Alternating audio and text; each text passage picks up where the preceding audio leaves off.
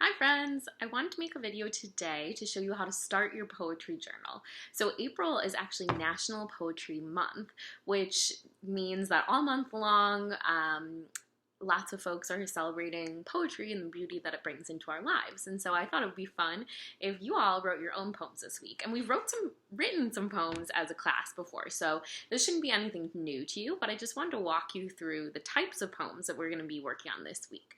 So Miss Demos sent to your families a long document with lots of different templates for poems to all put into a poetry journal. Now, there are a few things I want to say about that. One, if you don't have access to a printer, that's okay.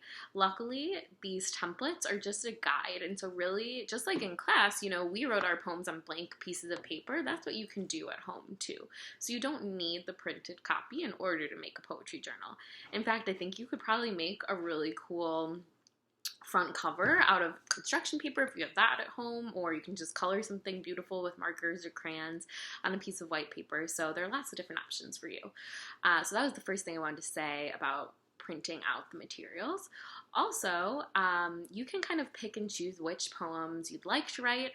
I'm going to take you through this week how to write all of them, but there are lots of different templates, so don't feel like you need to do every single one.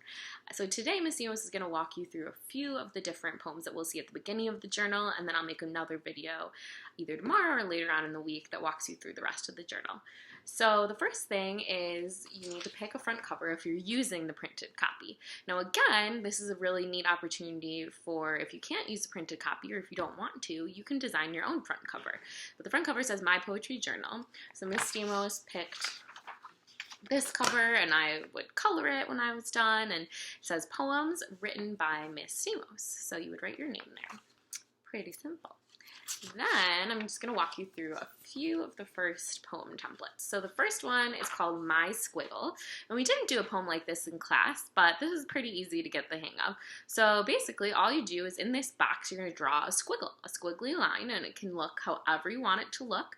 You can draw it with different colors, you can draw it with pencil, you can draw lots of different squiggles, but then you're going to describe your squiggle. So we talked a lot about adjectives during our mini poetry unit that we had in class, and if you remember, adjectives are words, they're description words, so they can be color words like red, blue, green. They can be words about size like huge, tiny, small, big. They could be words to describe feelings like happy, sad. So there are lots of different options. You want to make sure to include lots of adjectives in here, and Miss Demos might try and upload an adjective video to our Google site so that you can refresh your memory on adjectives if you'd like also. So I wrote, my squiggle bends and weaves. My squiggle is long in places, short in others, and then I would keep going. My squiggle.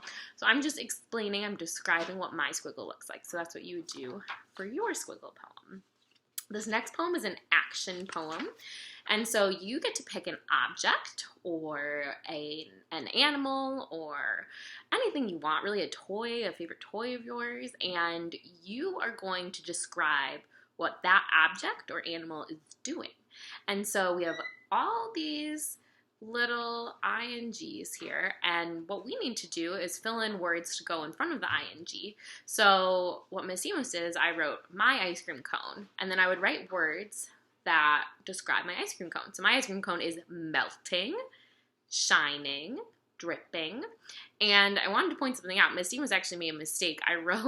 So for shining, I wrote the whole word out, but the page actually already provides ing for you, so you don't need to write out the whole word. And something that we haven't learned in phonics yet is that when you have this ing ending, if it's a word like shine that you're ending or you're adding ing onto, you actually drop the e.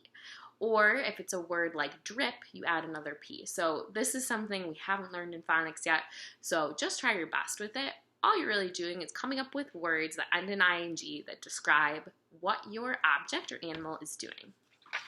And then finally, we have a 5 sentences poem, and we've done one of these in class before, so this should be nothing new to you.